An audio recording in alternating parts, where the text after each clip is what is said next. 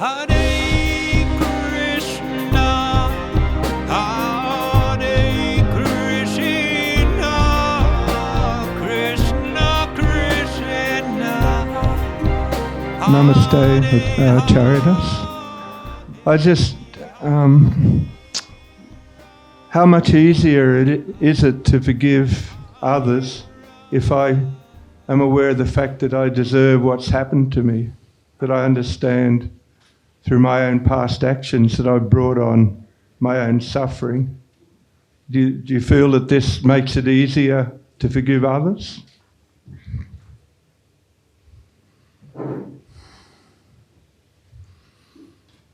I would suggest some caution and discretion in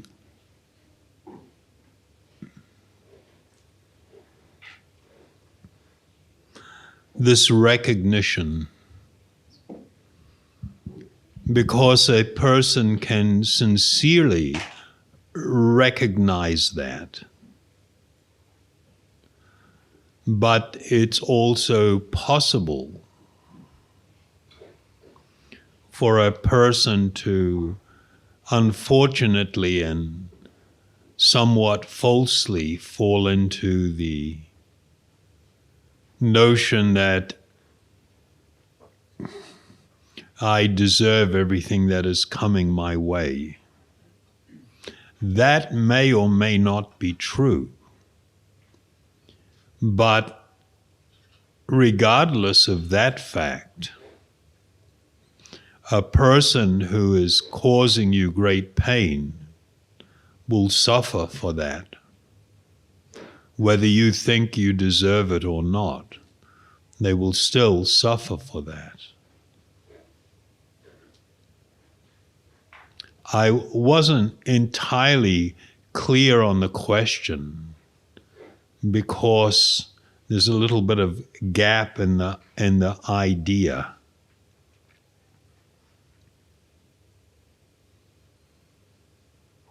Whether we deserve some unhappiness in our life due to the fact that we may have acted in a way that was inappropriate, incorrect, fallen.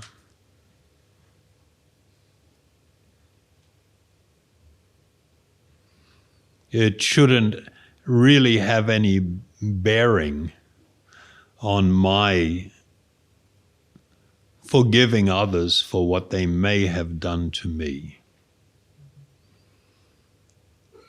Having said that, if you want any clarification on any part of that, please let me know.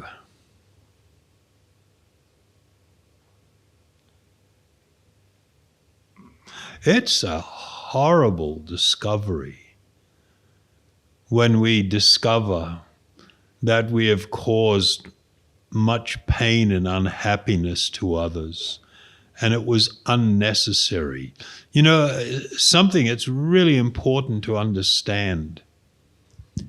The choice of how we are going to respond to something is entirely in our domain. If we are surrendered to our mind, meaning our mind is running the show, which can be an enormous disaster, and our mind is overflooded with anger and is just lashing out and saying and behaving in a way that's actually not making anything better and never improves anything. Everything becomes worse because of anger. And recognizing that there are other avenues, there are other options regarding how I can respond to something. When a person understands this, it's like a massive breakthrough in life. Because before responding, you can consider what's in my best interest and what's in this other person's best interest. And how can I shape a response that actually moves our lives towards something that's better, even a little bit? That's like, whoa. The fact that you could think like that before saying something or doing something, this is real intelligence. But the discovery that I have reaped havoc on others' lives, it can be almost crippling. And the need for us, having made such a discovery, to beg forgiveness is really important. But then another part of that is the person that I'm addressing may not be ready to forgive. They may be hanging on to things. Then that becomes even doubly painful. But with understanding and spiritual intelligence, one will be able to find a way through these things to the safe harbor of actual love and peacefulness. So if you want to ask anything more, perhaps I've sufficiently answered your question. Yes, you have. Thank you. You're welcome. Anybody else have a question?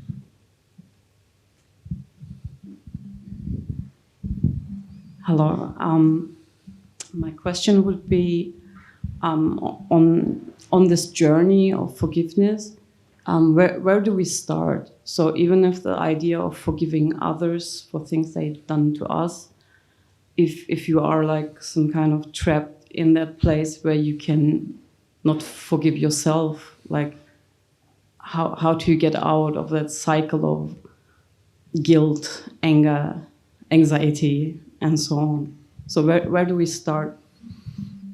Actually, the starting place, just like it was mentioned in the forgiveness meditation, begins with sincerely allocating some time every day to meditate on these spiritual sounds, to become absorbed in them. And I absolutely promise that as a result of this, you will have clarity as to how you can start in your own life. And the start is always difficult. If we want to seek forgiveness, there is already a broken trust.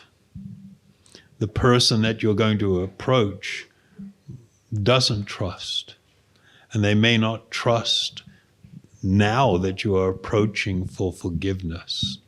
But it has to be done, and it has to be started. And sometimes it will be time that demonstrates your sincerity and makes it so the other person can gradually begin to embrace more. You know, all situations and all people are different. So it's not like there's one easy answer to that question. But by starting in the process of meditation upon these spiritual sounds and the cultivation of the understanding that I'm an eternal spiritual being and I'm looking at another person simply as being their body, and based on a relationship between bodies, based on whatever I may be, have acted or spoken or done things that I should not. So step by step, it will become clear. But the main thing is sincerity and being prepared to accept that there may be a lot of pain attached even to seeking forgiveness, because we don't know how another person will respond to that. But if you are utterly sincere, and prepared to be completely defenseless, and you're approaching someone for forgiveness, they will be touched. Okay? All right, thank you.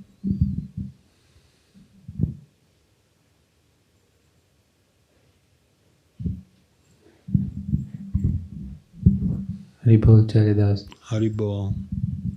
Like, is the forgiveness is like if I forgive someone and maybe next time, is it like totally gone? Like how you can really say that I forgive that person maybe tomorrow? Because it's like if someone comes to, the same person comes to me, and if my mind says the same bullshit which I was Yeah. thinking before, how can I stop that? Again, it's going to, for many people and many situations, it's going to be a gradual process. Sometimes people can, on the basis of emotion and of wanting to do the right thing, say, I forgive you, but still, actually in the depth of their heart, be still holding on a little bit. And then later, that might come to the surface. And when it comes to the surface, then I can recognize I did not actually fully forgive. I'm still holding on to some residual hurt feeling or anger. And one thing you can do is go to the person and say, you know, I told you that I had forgiven you, and I've discovered that perhaps I have not fully forgiven. And I'm sorry if I am still holding on to something when I had told you that I had forgiven you. I hope you will be patient with me as I try to more perfectly forgive. That will make a big difference. Yeah? Thank you. Haribol, Haribol. I just have one question. Is it easier if you forgive yourself first before you start forgiving others?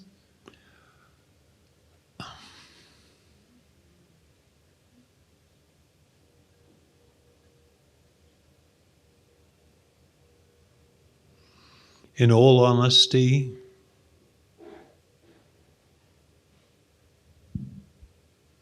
this is a term that is not actually understood. People talk about forgiving themselves, but it's kind of like, well, you know this. I said that the foundation of all forgiveness is to understand your spiritual identity. So when somebody says, I forgive myself, who is that I and who is that myself? And what exactly is that about? Am I offending myself? I don't know. People, and you notice in what I will call psychology light, people talk about forgiving themselves, but it's not a very deep thought.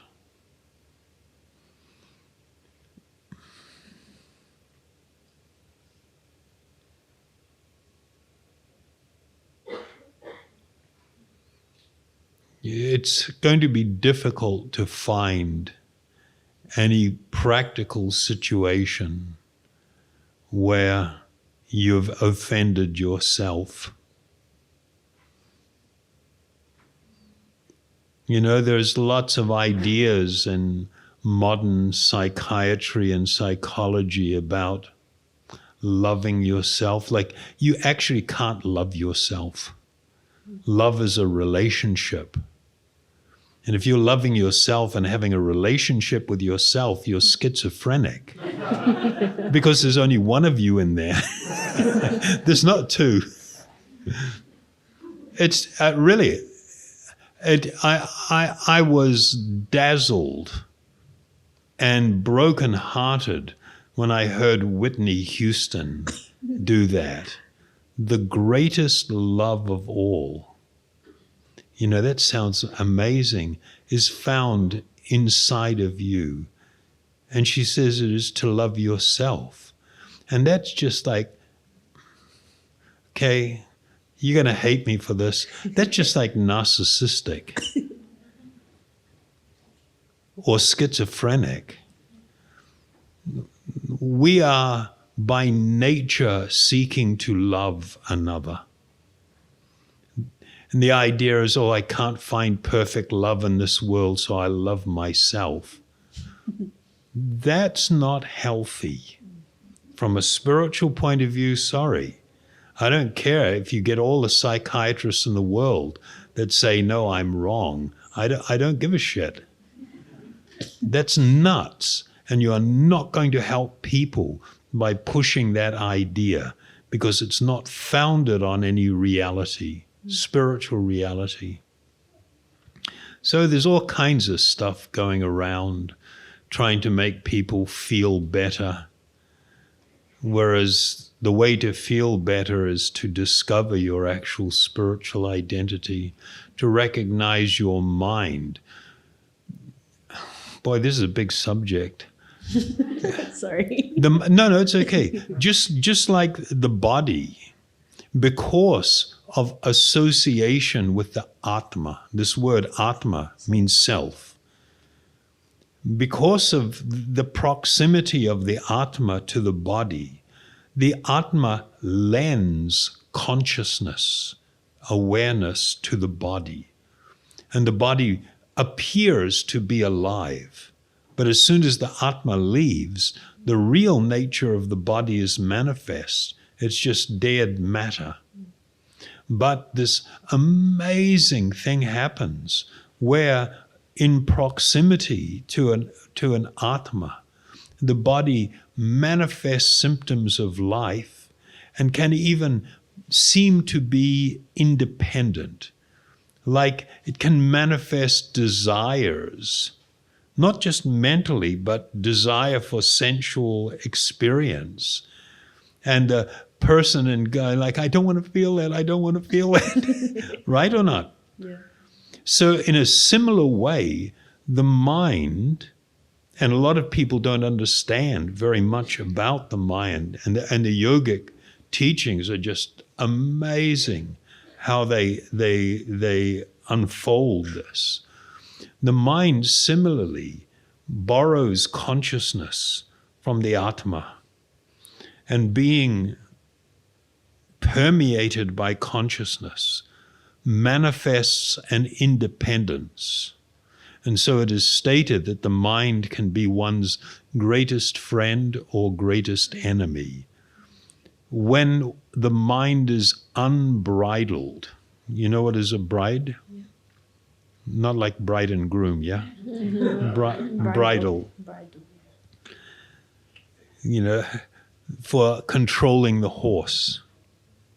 When the mind is uncontrolled, it is always considered to be the worst enemy of the Atma, the self. And so, I don't know what's going on. People are just dreaming up things to try and make the mind feel better, because that's you. So you feel better. My mind can feel good, but I can feel very alone and unfulfilled. I have this amazing blog that some woman wrote about how everything was so perfect in her life. She had the amazing job, earning wonderful money. She's in good physical condition. She's actually attractive. She's got a wonderful husband. Yet she's lying there feeling so sad and asking, why am I feeling sad? You know, so your mind can be in a state of, pacified material state, but we can still feel a great emptiness within. So in relation to forgiving oneself, if you haven't transgressed against yourself, and you and yourself, what the soul is going to transgress against the soul? No. The mind can take control and make horrible decisions that I go with, that I follow. And I realize, wow, this is bad, and there's consequences here. And if I say I need to forgive myself, it's kind of like, well, that's not a very clear idea. As a living being and utilizing my intelligence, I can say, wow, my mind got the better of me and I followed it. And now because of that, I'm in this situation. I need to learn from this. I need to take control of the decision making, not just act impulsively based on desire and dictates of the mind. I have to consider what is truly in my interest. So on that basis, we're not forgiving ourselves. Thank you for clarifying. Namaste. You're welcome. Some people are probably not going to agree. It's kind of like, what can you do? Sorry. I am obliged to speak truthfully, even if it causes discomfort. I try not. I'm kind of like the bad news guy.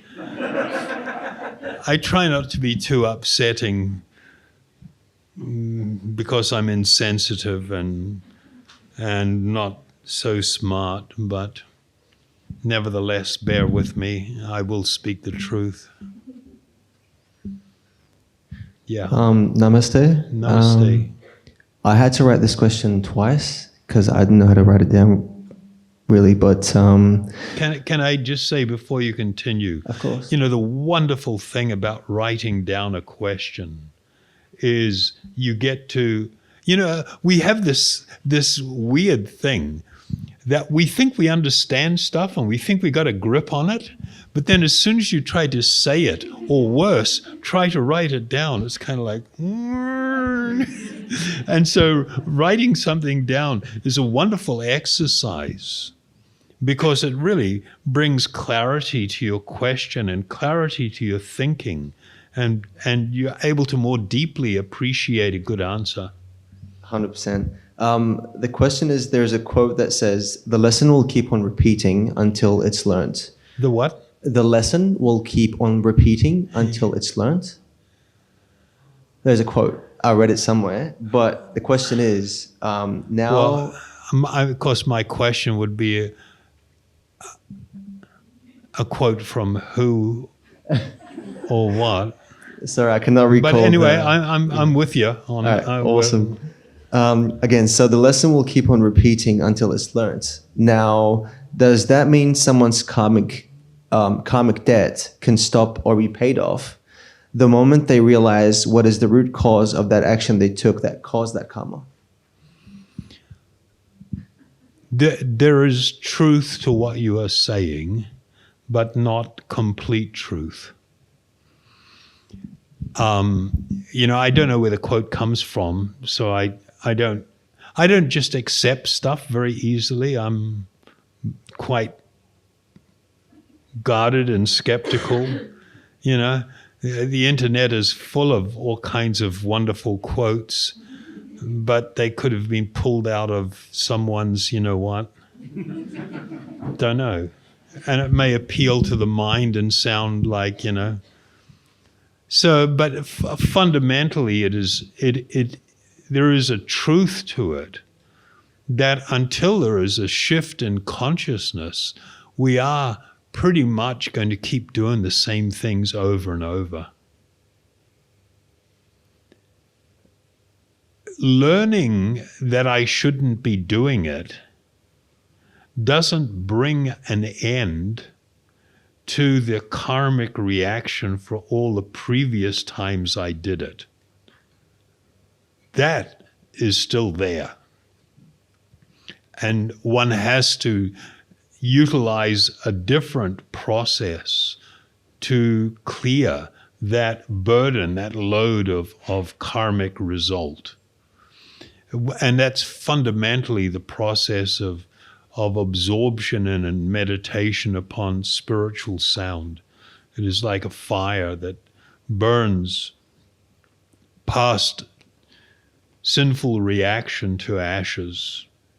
There's another component to it that a lot of people are unaware of, and it is this seed of desire, bijam, that every time I engage in a material action driven by a material desire, it is like planting a seed. I become more conditioned by material conception and material desire.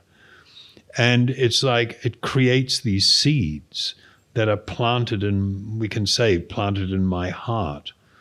And what will happen is a person may come to a point of leading a very, very good life, but then all of a sudden, out of nowhere, it seems like, suddenly things can just sprout up in the heart or in the mind.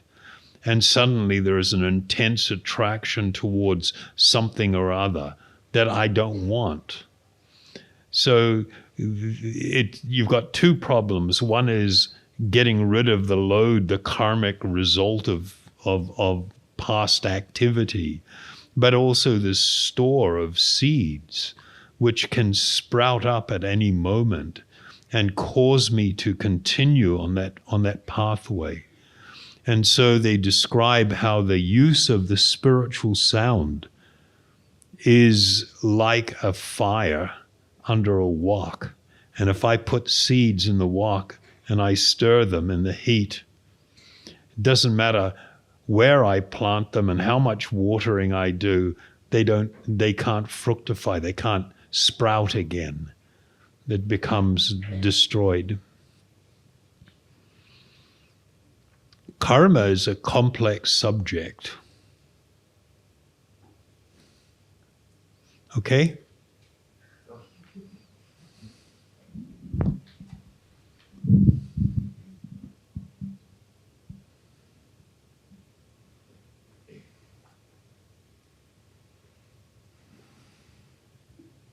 You like this stuff? I love it.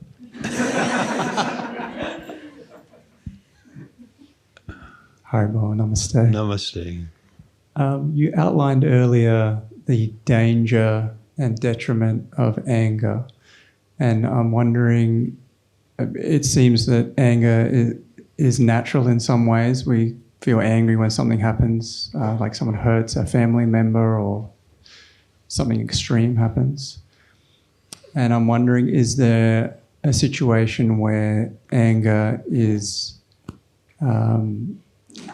helpful or constructive rather than destructive?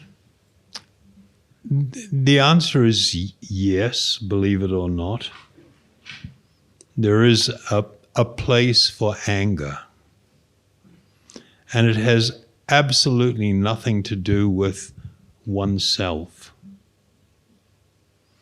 If I witness somebody beating a kid to a pulp,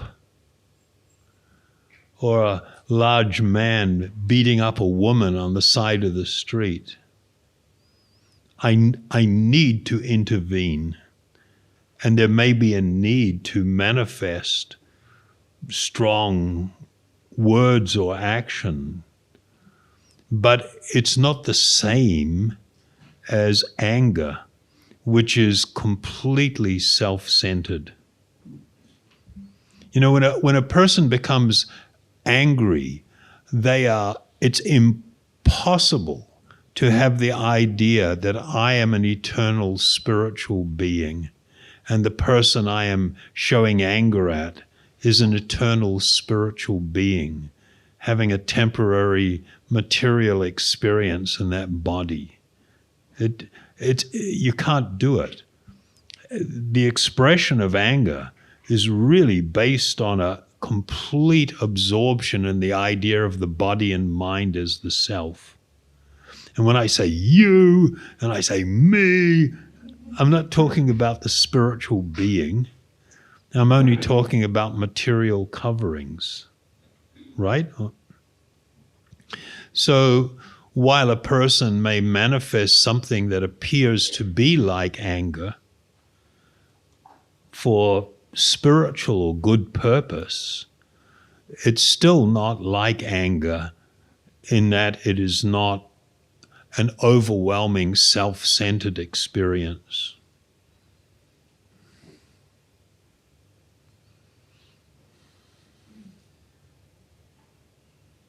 Okay? Thank you.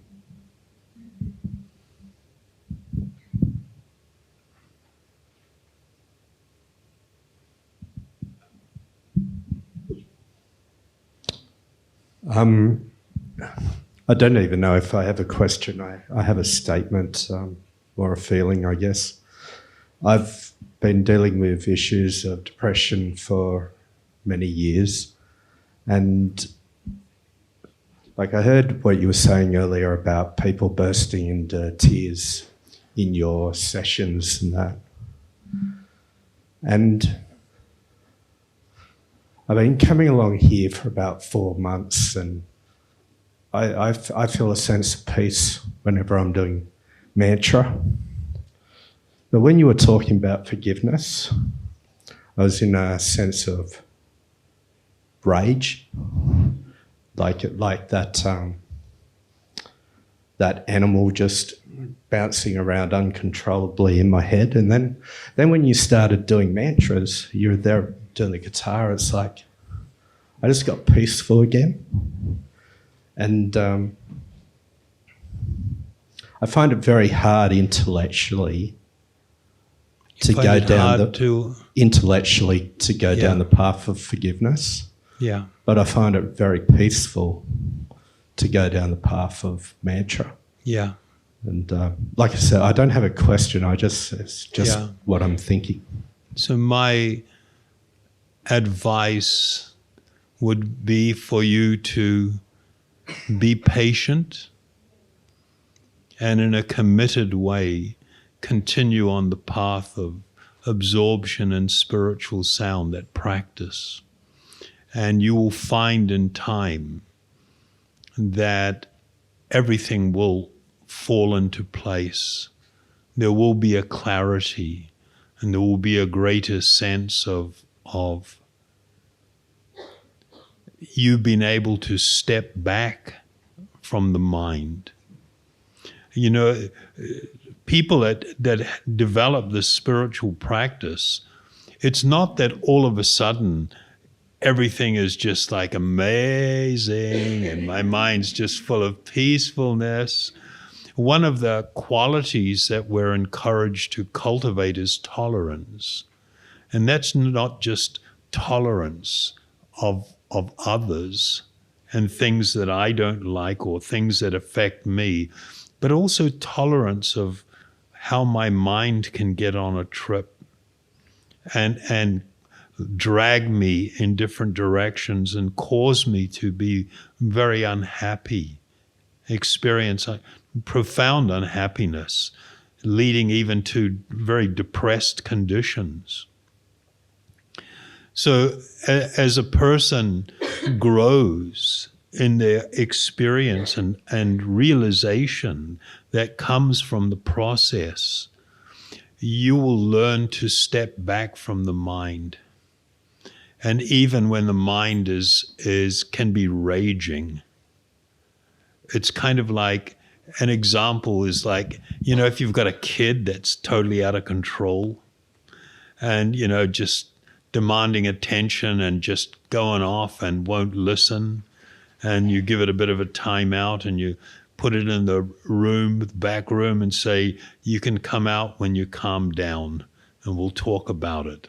But until you calm down, I'm sorry, you're going to have to stay in the room. And then mum or dad, whoever, goes back to the kitchen or whatever and continues doing what they're going to do. And there's still a major ruckus going on in the back room. But at least I've kind of closed the door and it's not too bad. And eventually the kid calms down and says, you know, okay, sorry, you know, okay, let's talk about it. So in that example is actually a very appropriate example for how anybody that struggled with mental related challenges where for whatever reason we find ourselves in very challenging situations, learning to step back from it and understanding I don't have to follow all the dictates of my mind. I don't have to. That doesn't make them go away, but it reduces their effect and impact on me. So if you honestly and sincerely continue that practice, I promise that there will be a substantial improvement in your life and the condition of your mind. It will be a byproduct of a growing awareness of my spiritual identity. Does that sound okay? Yeah. I promise it works. I mean, I had, there's always an example that it's so strongly in my mind. I had a friend, a guy I met, and he was like, he had chronic and severe mental issues, hallucinations, schizophrenia, you know, and I remember visiting him one time when he had been committed to a psych ward, and it was like a ghost. He was just like and just hallucinating and trying to talk to me, and it was just like absolute unbelievable situation. But he understood that this process was beneficial, and he understood the more he cultivated the appreciation of his spiritual identity, it actually began to give him more control over his mind and body, over his life and what's going on. And I saw him progress over a period of about 15, 18 years from being, using really heavy psychotic, drugs and everything to keep control of his life. And he understood that what I need to do is I need to keep everything on an even keel so I can continue doing this. And then over time, I saw this transformation that was extraordinary.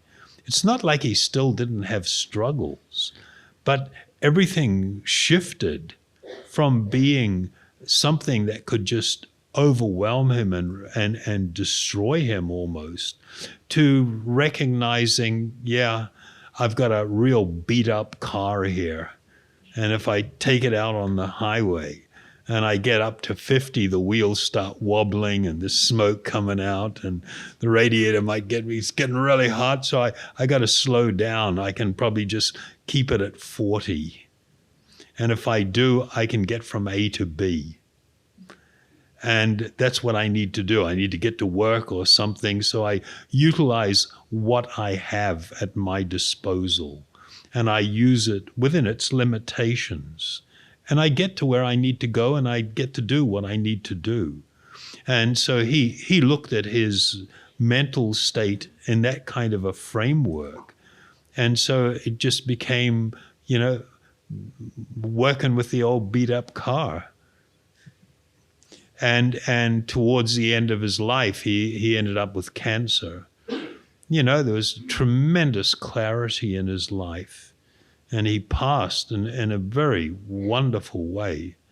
You know, total clarity about who he was and what it was all about and what he was dealing with.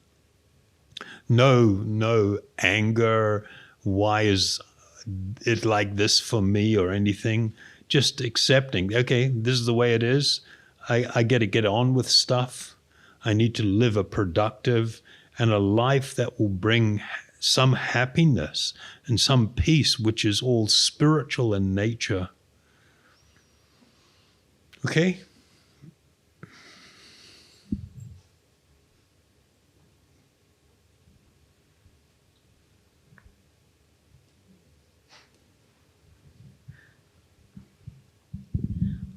It's me again. So how can we free ourselves from guilt? And when I'm talking about guilt, I don't mean the kind of like, not like we've done something bad to someone else, but like in my case, I always have that voice in my head blaming myself for everything. Even if someone does something bad to me, there's this voice telling me, yeah, if you wouldn't have done this, then this wouldn't have happened to you. Yeah. So, well, can I say that from a clearer, perhaps, perspective is not really guilt. Guilt is not bad. Guilt is good. If I have done something bad to someone, and either immediately or in 1 week or 1 year or 10 years down the road, I come to recognize the harm I have caused, to feel guilt that, yes, I have done something really bad and I need to seek to correct that. That is good.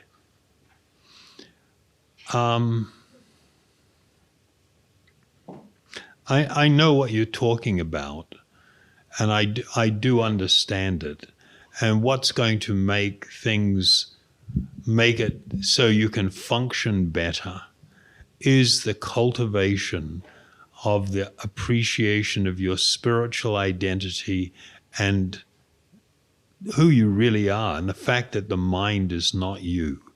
The mind is capable of all kinds of stuff and functioning in all different kinds of ways. Engaging in this process will make it so that mind will actually become more calm, and you will get greater insight, and you will develop wonderful and great resilience and be able to deal with all kinds of adversity. Life sucks. You're born in a certain body. It all looks fantastic. You know, I always have the example, it's like old granddad sitting there, and then the grandkids, 3, 4 years old, they're all screaming and yelling, "Shut up!" And it's kind of, what's wrong with granddad?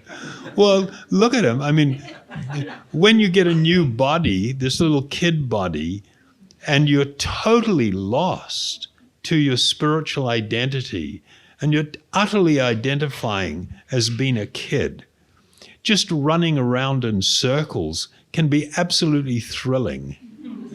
You can just be going off, just amazing. And you got so much energy. The body's got so much energy when you're young. Then as you get a little bit older, you learn to be a little bit more cool, and deal with things and be a little bit more careful. And then you get older and, you go through middle age. And there were all these promises, false promises, that, wow, you're going to find a home in this world where you're always safe, where you can be fully happy, no more pain and suffering. You're going to find the perfect love in your life, and you're going to live happily ever after. It doesn't happen like that. And then as you get older, and then it's just like, oh my God, you look at everything that you've been through. After a while, nothing looks fun anymore. And there's a reason for it. It's because all those experiences that you really thought were going to fulfill you, you've come to experience. Yeah, they may be far out experiences, and I was getting off on it for a bit, but it's not fulfilling. It doesn't fulfill me. And by the time you're aged, you can't imagine what it's like when your body starts breaking down. It's a disaster. And everybody that you knew is starting to die. You're not making new friends, and you're losing all the old ones that you had. It's kind of like you got tied to the back of a car and it's going to drive around an oval, an athletic oval. And in the beginning, you're all, yeah, I can do this. And you're running, yeah, this is easy. But after a while, you just get so tired, and then soon you're falling down on your knees and just getting dragged around the track. It ain't fun anymore. And so the nature of material world is that, not everything is as great as people make out. That doesn't mean life is a bummer. If a person lives a purposeful and a spiritually directed life where there is an awakening of actual spiritual love and a sense of compassion and deep care for others, and one is more focused on giving than taking, your life can become amazing. It can be a wonderful experience. It is a journey of spiritual awakening. So, we become conditioned. It's not we, our mind becomes conditioned to respond in certain ways, like the blaming of oneself for everything, etc., etc. I'm not going to get into psychoanalysis.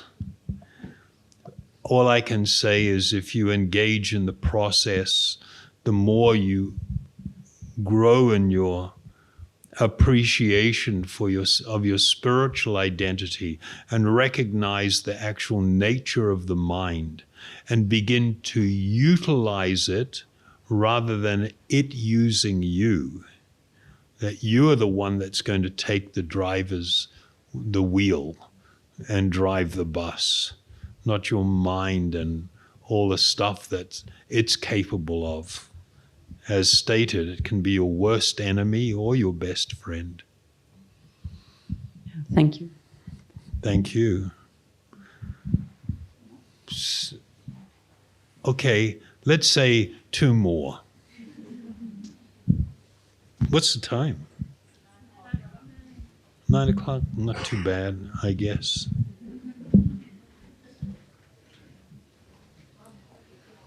I have a question. Is it really necessary to let people we've forgiven know, if they're not ready to accept it? Can we just move on and let them be? Because just to avoid the drama again and things like this.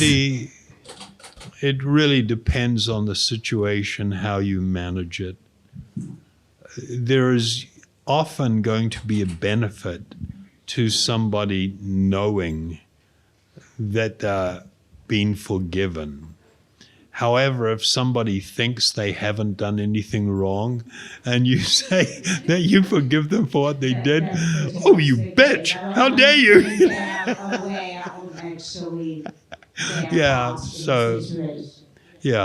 So you have to use your intelligence. We have this wonderful faculty.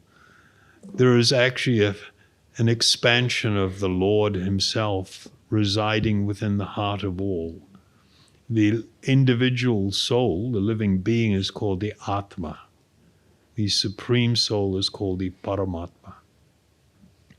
And I can thoughtfully, in great humility and prayerfully, go within my heart of hearts and ask for guidance, how I should deal with this, how I should manage a situation, what should I do, and seek guidance. It may not come instantly, it may come after a little time, but that is a good thing to do. And so, in that kind of situation, if a person doesn't even recognize they did anything wrong, and if you said to them, you forgive them, and it's just going to cause more trouble, don't bring it, just forgive them and move on and hope for them that they will become more aware. Even those who have done bad things to us, those who may consider themselves to be our enemy, we should still be their well-wisher. They are trapped in a horrible condition, overwhelmed by the mind and material energy and the way it all works. Okay? Thank you so much. You're very welcome. One more, if there is. Haribol Acharya, that's Haribol. one last question for the night. I just would like to get your advice around, just because you shared earlier, working or giving like workshops and seminars with like people experiencing some terrible stuff. And I guess just because I'm also working in the human services industry, what would be the best? What would be the best way? What would be the best way to help others going down the path of forgiveness? Have you heard the saying, "Physician, heal thyself"? It's a very well-known saying, and it basically means you cannot help heal someone until you are also healed. So something that you can do is, for instance, to teach people the fundamentals of meditation and the meditation process. But I would caution you against trying to bite off more than you can chew. If you don't have the clarity, if you haven't had the spiritual training and the depth of understanding, and you try to be helpful, you can sometimes make things worse. And so you have to be cautious in this regard. But start with, just sharing the process of meditation and how wonderful it is, and etc. And then, as you grow in your appreciation, you can try to share based on that. It's something you have to always be careful of. Never speculate and create something. We have a system of listening to our spiritual teachers and not inventing anything new, but trying to understand. And there may be a variety of different ways a truth can be applied that may all be different ways than when I first learned something, the circumstances. And that's fine. That's not inventing something new. It's an application of a truth that you've come to really appreciate and you do clearly understand. But never be in a situation where you're making stuff up, or even if the intention is good. Good intention is not good enough. We have to be very careful in this regard. Otherwise you can do harm. Yeah? Thank you very much. That's good advice. Thank you very much.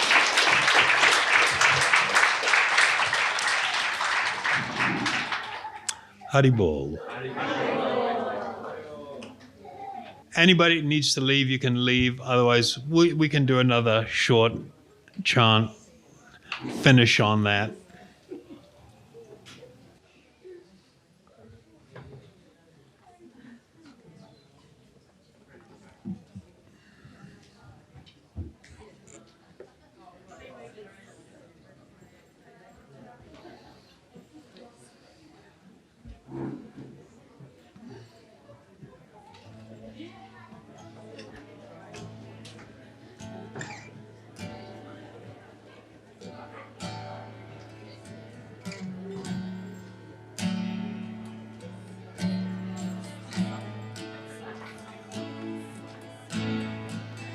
Hare Krishna,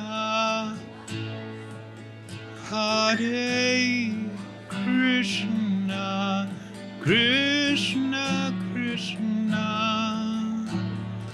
Hare Hare, Hare Rama, Hare Rama, Rama Rama, Hare Hare, Hare Krishna,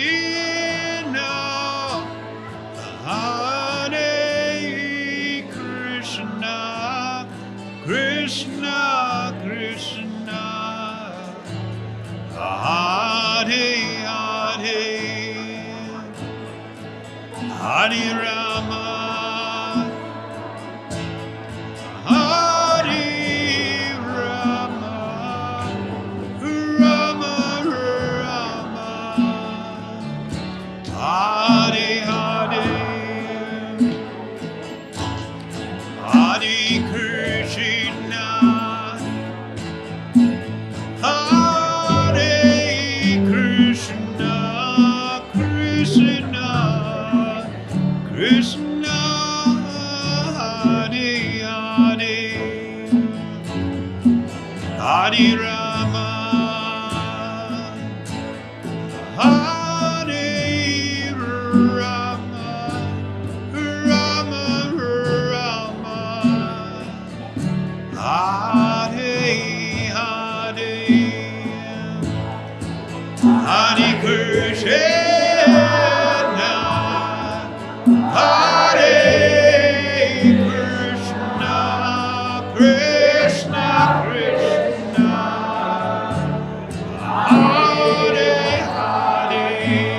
Hare Hare, Hare Rama, Hare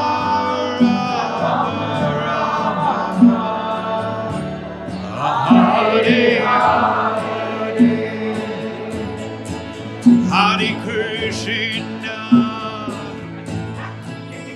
Hare Krishna, Krishna Krishna, Hare Hare,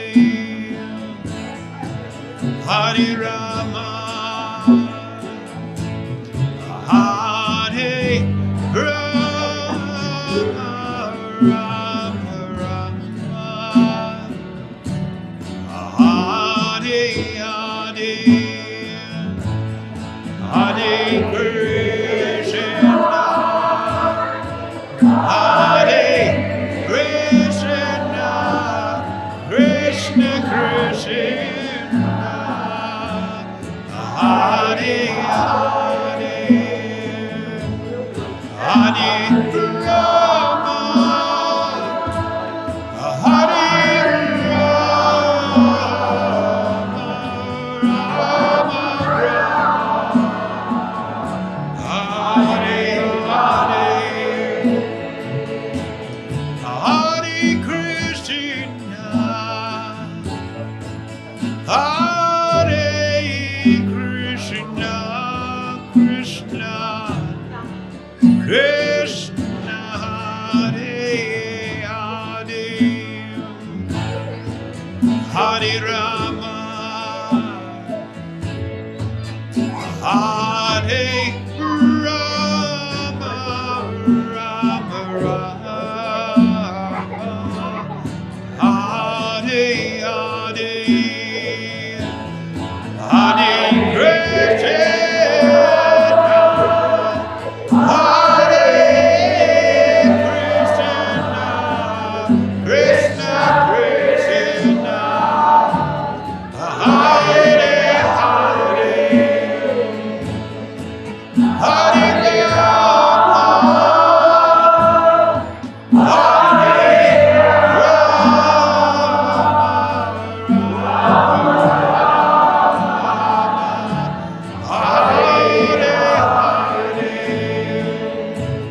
Hare Krishna, Hare Krishna, Krishna Krishna, Hare Hare, Hare Rama, Hare Rama, Rama Rama, Hare Hare, Hare Krishna, Hare Krishna, Krishna Krishna, Hare Hare, Hare Rama, Hare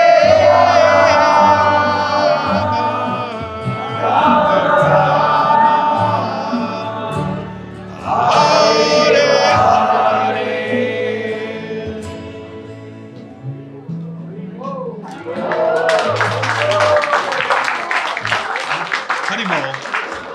Okay, go home. Be good.